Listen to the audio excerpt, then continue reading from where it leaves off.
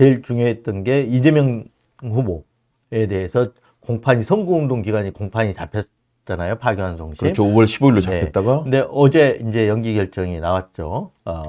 서울고법 연기 결정이 나왔고. 그래서 그 전반적인 과정에 보면 이제 그 표면상으로는 연기 결정 이렇게 나왔다고 하지만 이 대법원과 이재명 후보의 충돌, 국민과 또 사법부의 충돌, 그리고 이재명 후보와 사법부의 충돌, 이런 충돌이 어느 정도 해소됐다. 그러면 해소됐는데 어떻게 해소됐고, 앞으로 어떻게 전개될 거냐? 그냥 해소된 게 아니에요, 이게. 네, 충돌은 그렇죠.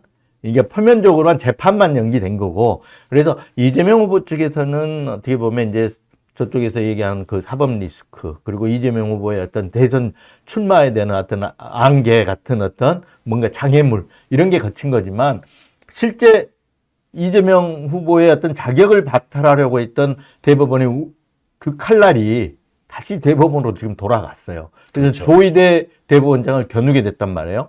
그래서 지금은 불똥이 이재명 후보 쪽에 간 게 아니라 대법원으로 옮겨갔어요. 네.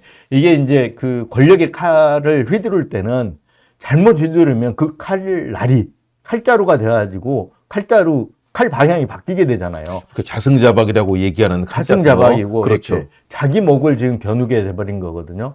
윤석열이 비상계엄도 마찬가지잖아요. 같잖아요. 그렇죠. 이게 그런 것들이 전부 공통점이 있습니다. 국민의 의사, 민심과 역행해가지고 뭔가 권력을 행사했을 때의 그 부메랑은 그 어떤 권력의 종말을 가져온다. 이걸 지금 보여주는 게 이 어떤 사법난동.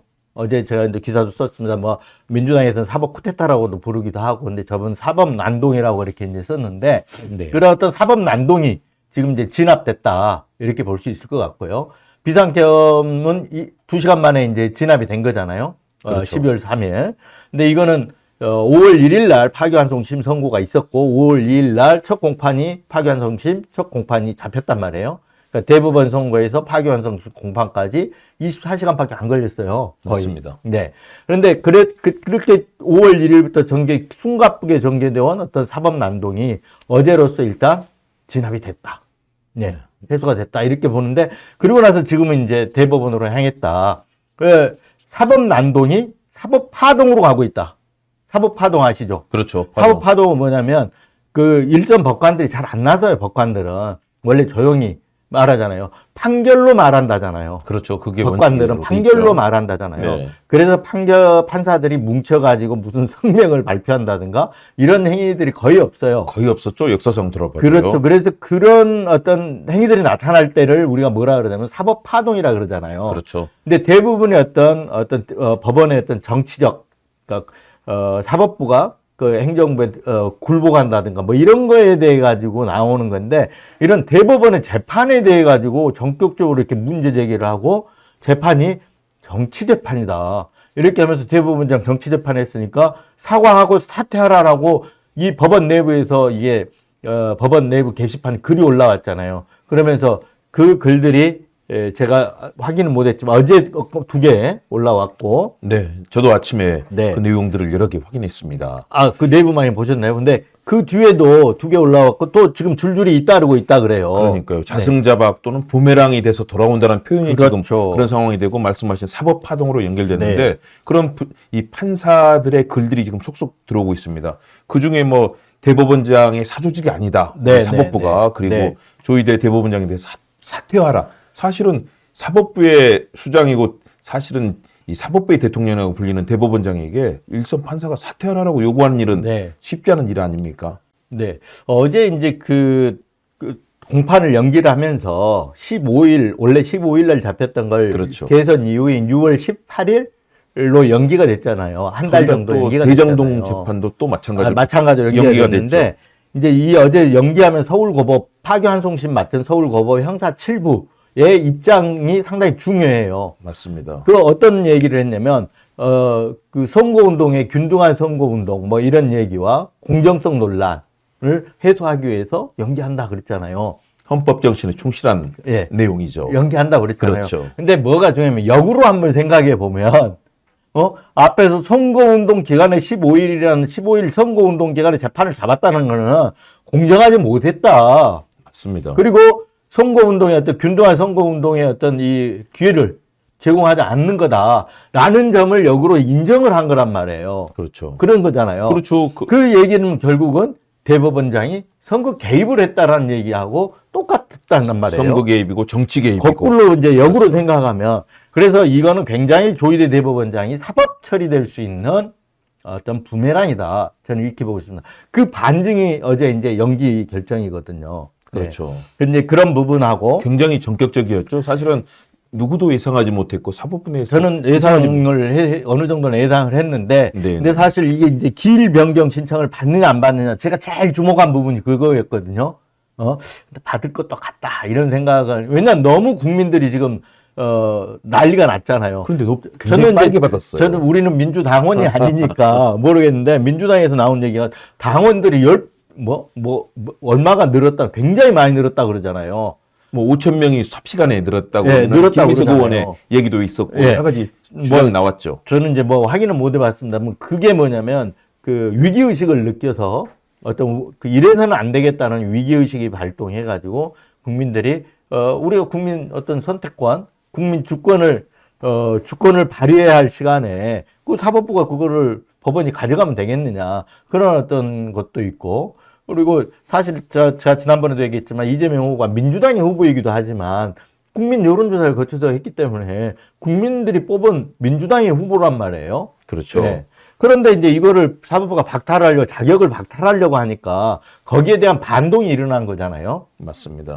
그 부분에 대해서 어제 이제 그 서울중앙지법 부장판사가 조목조목 지적을 했어요. 아까 말씀하신 대로. 네. 이게 반 이재명 정치투쟁이 선봉장이 됐다. 조희대 대법원장한테 이렇게 직격을 한 거예요. 직경타이죠. 예. 정말 그렇죠. 엄청난 비수를 찌른 그런 네. 상황이죠. 그러니까 이제 그 정치 개입 재판이었다라는 부분을 갖다가 이렇게 이제 표현을 한 거거든요. 그렇죠. 반 이재명 투쟁에 정치 투쟁이 선봉장이 됐다.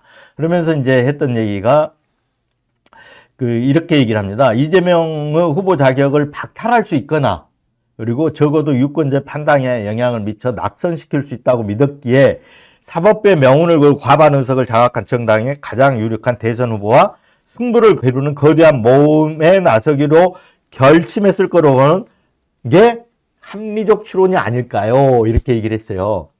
근데 우리가 의심했잖아요. 정치 개입, 선거 개입이라고. 그렇죠. 법원 내부에서 이렇게 의심하는 거예요. 이재명 후보 날리려고 한 거 아니냐. 이게 합리적 추론 아니냐. 그래서 근거로 든 게 우리가 여러 번 했지만, 여러 번 얘기했지만, 그 짧은 48시간 안에 6만 8천 페이지 기록을 어떻게 다 보냐부터 해가지고, 대법관들이 기록 볼 틈도 없이 재판하고, 그리고 파기환송지 넘어가서 하루 만에 기일 잡고, 이런 얘기들 조목조목 지적해요.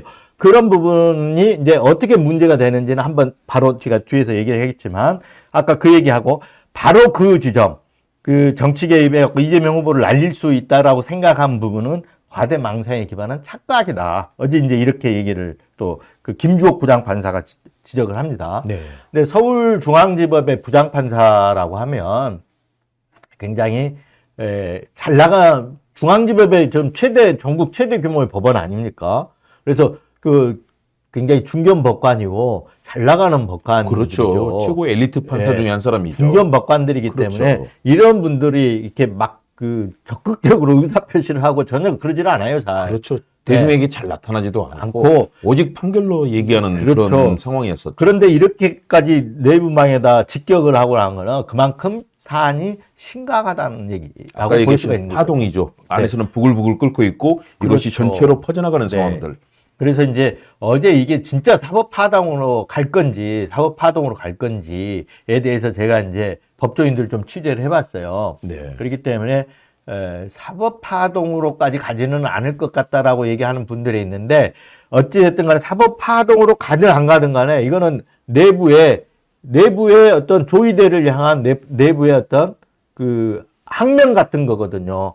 항명? 그러니까 법원은 어떤 재판에 대해서 대법원장이 이래라 저래라 할 수가 없어요. 그러니까 그런데 여기서 대법원 재판을 지금 문제 삼은 거잖아요. 그렇죠. 밑에서. 그러니까 어마어마한 일인 거예요, 이게. 그렇죠. 근데 사실은 오늘 이걸 제대로 다룬 언론들이 없더라고요. 그래서 뉴스버스는 한번 아까 그 캡처해 둔 거 있으면 좀 띄워줘 보세요. 오늘 톱 기사로 썼는데 네네. 그 의미가 어떤 의미냐면 완전히 대법원을 강타했는데 이건 말고요. 예.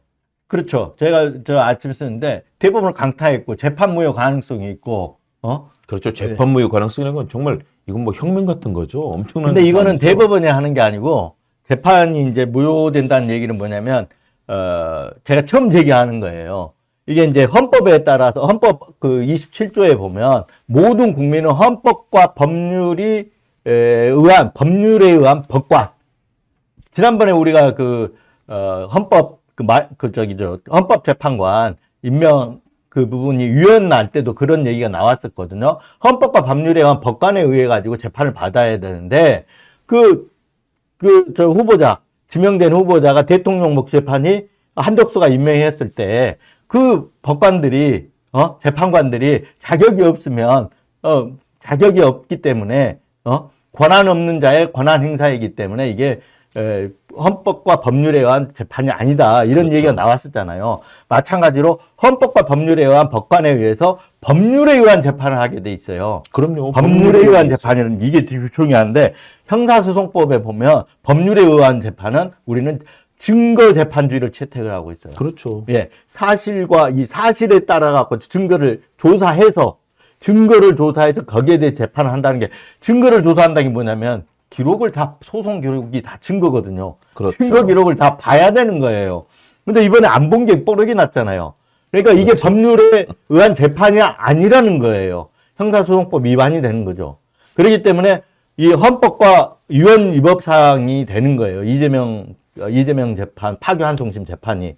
그래서 만약에 이재명 대표가 아까 그 헌법 27조 모든 국민은 그 법률에 의한 재판을 받을 권리가 있는데 그 재판받을 권리를 침해당했다고 헌법 소원을 내면 헌법재판소에서 판단을 하지 않겠습니까? 그렇죠. 저는 이거 재판 무효된 가능성이 너무하다고 봐요. 그러니까 국민을 얼마나 우습게 알았으면 네. 사실은 다 들통날 건데 네. 대법원의 그동안의 권위로 억누른 것 아니겠습니까? 네, 네. 뭐 졸속이고 내부에 제대로 심리도 안 돼 있고 네. 협의도 안 된 내용들을 가지고 그런 전격적인 정치 개입적 결정을 내렸기 때문에 나온 네. 파동인데요. 아마 그런 결과를 이제 앞으로 어떻게 전개될 것인지 마지막 그 전개를 한번 예상해 보신다면요. 이제 우선 전개 그 얘기 조금 하기 전에 아까 김주옥 부장판사의 얘기를 조금만 더 할게요. 왜냐하면 되게 중요하기 때문에. 그래서 한 얘기가 이제 대법원장을 직격한 얘기 중에 또 대법원장의 정치적 신념에 따라 가지고 사법부 전체가 벌모로 되어서는 안 된다. 이렇게 지적을 했는데 이번에 조희대 대법원장이 전원합의체 회부하고 바로 이틀 만에 7일인가요? 전원합의체 회부해가지고 2차 심리한 다음에 7일 만인가 재판하고 선고해버렸잖아요. 그렇죠. 예, 이게 이제 선거 개비라고 하는데 이러므로써 어떻게 됐냐? 사법부 전체를 이 정치판으로 끌고 들어가 버린 거예요. 그렇죠. 그래서 그 얘기거든요. 사법부 전체가 벌모로 동원돼서는 안 된다. 그래서 어째야 되냐? 대법원장은 대법원장의 어떤 법관 독립성에 대한 침해로 봤어요. 대법원장의 침해가 이렇게 노골적인 적이 있었냐. 그래서 대법원장은 책임져라. 사과하고 사퇴해라. 이렇게 요구한 거거든요. 그러니까요. 네. 그래서 어제 이제 전국 법관 대표자 회의를 빨리 소집해야 된다. 그럼 만약에 법관 대표자 회의 소집해가지고 사퇴 요구가 나오면 이게 이제 사법 파동이 되는 거거든요. 그렇죠. 그래서 어제 이제 저기 아까 제가 쓴 기사 중에 보면 아까 이제 어떻게 될 것 같냐 얘기했잖아요. 조희대 대법원장 물러나야 된다. 그러니까 물러날 수밖에 없는 그런 그런 상황이 상황으로 되죠. 가고 있는 걸로 보이고요. 그래서 지금 진행 중이다 이게. 네. 이제 두 끓고 가지예요. 있다. 부글부글 끓고 있고 끓고 있는 게 이제 언제 터질지 모르는 그렇죠. 거죠. 이게 어디서 외부에서 하는 게 아니라 내부에서 그렇게 나오고 있다. 내부에서 터질 가능성이 있고 아니면 또 하나는 아까 말했던 대로 이게 이재명 대표가 헌법 소원하기에는 아예 자기의 재판 무효를 갖고 제가 발견하기에는 아까 말한 대로 되면 헌법재판소 가면 재판 무효될 가능성이 있는데 그 정치적 부담이 따르잖아요. 직접 그렇죠. 하기에는. 그래서 안 하겠지만 재판 무효될 가능성이 분명히 있거든요. 그래서 나중에 할 수도 있죠. 네. 이건 어떤 개인의 어떤 기본권 침해를 받은 거기 때문에. 예. 맞습니다. 그렇다면 그런 상황이 되면 조희대 대법원장 물러나야 되는 거예요. 대법원 자체가 엄청난 노화될 느낌을 받는 게 네. 조희대 대법원장뿐만 아니라 9명이 대법관 거기에 네. 찬성했던 이분들도 과연 네. 당신들도 대법관이냐 자격이 있는가 지금 그런 묻는 질타가 그렇죠. 주어지고 있습니다. 어제 이제 그 아까 말했던 서울중앙지법 김주옥 부장판사가 그 내부망에 올렸는데 부산에서 또 그런 아까 말한 글이 올라왔어요. 그러니까요. 부산 동부지법원의 이제 노행남 부장판사인데 그러니까 그분이 이분도 아까 당물에 글을 쓰셨더라고요. 왜냐하면 이제 그 대법관들은 그 헌법재판관들도 각자가 독립돼서 개체 한 명 한 명이 독립된 재판관들이지 않습니까? 그렇죠. 대법원장도 대법원장이 재판을 어떤 주관 재판장으로서 하지만 대법관 한 명 한 명이 각자의 몫을 판단하는 거거든요. 근데 이번에 어떻게 됐습니까? 기록도 안 보고 대법관 9명이 조희대 대법원장을 다 따라 들어간 거 아닙니까? 그래서 어제 이제 그 노행남 부장판사 그런 대법원의 행태, 대법원의 어떤 그런 뭐 대법관들의 행태라 그럴까요? 이런 어떤 소신 없는 그런 것들에 대해서 당신들도 대법관이냐? 그 분은 이제 이렇게 지적을 한 거예요. 아마 많이 부끄러울 겁니다. 평생 그렇겠죠. 네. 정말 법복을 입고 국민을 위해서 최선을 다한다고 자부했었을 그런 네. 대법관의 자리인데 네. 이렇게 정치 개입이 이루어지고 국민들의 질타를 받고 내부가 파동으로 이어진다. 네. 앞으로 계속 주목해서 봐야 되겠습니다. 근데 그 얘기, 노행남 부장판사도 두 가지 지적한 부분이 있는데, 중요한 대목인데, 하나는 그 비상계엄 때 조희대 대법원장의 어떤 처신과 관련해서도 지적을 바로 했어요. 여러 번 이제 사법부이기 때문에 우리가 그동안 많이 거론이 안 됐거든요. 비상계엄 때 대부분 어떻게 했는지. 근데 뭐라고 그랬냐면, 국회가 계엄 해제 요구를 받아들인다고 의결을 했잖아요. 12월 4일 새벽 1시 1분인가 3분인가 했잖아요. 네, 그렇죠. 그 해제 의결이 있은 다음에야 비로소 사법부가 인권의 최후 보루란 참으로 본인 입으로 하기 민망한 의견을 냈을 뿐이다. 사실은 바로 이게 비상계엄 딱 하자마자 이게 헌법의 위법이고 위헌 위법이다라는 걸 바로 냈어야 되는데 가만히 지켜보다가 비상계엄 어떻게 될지 지켜보다가 해제 의결이 난 다음에야 이렇게 의견을 참 민망하다, 민망하죠. 부끄럽다 이 얘기를 지적을 한 거예요. 이 부분이 하나 있고 또 하나는 지금 윤석열 재판과 관련해 가지고 비공개로 하고 그렇잖아요. 이 그렇죠. 부분을 지적을 뭐라고 했냐면 대법원장이 내란수계 대통령이 불구속 상태로 재판받고 재판 공개 원칙을 무시한 채 깜깜이 상태로 진행되고 있고, 항소심 급히 기일을 이렇게 하고 있다. 그리고 이제 반면에 아까 이재명 후보 같은 경우는 빨리 이제 기일 지정을 하고 있고, 이런 거를, 지적하면서 제대로 된 법관의 모습이냐. 이렇게 그러니까요. 이제, 질타를 했는데, 이런 이제 어떤 법원 내부의 목소리로 보면 아까 얘기했던 대로 조희대 대법원장은 물러날 수밖에 없는 상황에 직면해 있다. 시기만 문제다. 이렇게 보입니다. 그렇죠. 우리 국민들의 신뢰를 받는 사법부를 이미 치욕의 구렁텅이로 몰아넣은 조희대 대법원장 그 거치는 뭐 분명할 것 같습니다.